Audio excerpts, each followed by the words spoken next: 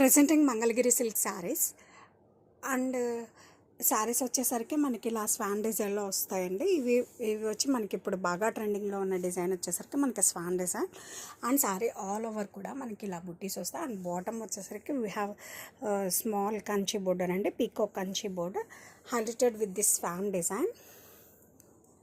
And this is the పళ్ళు అండి.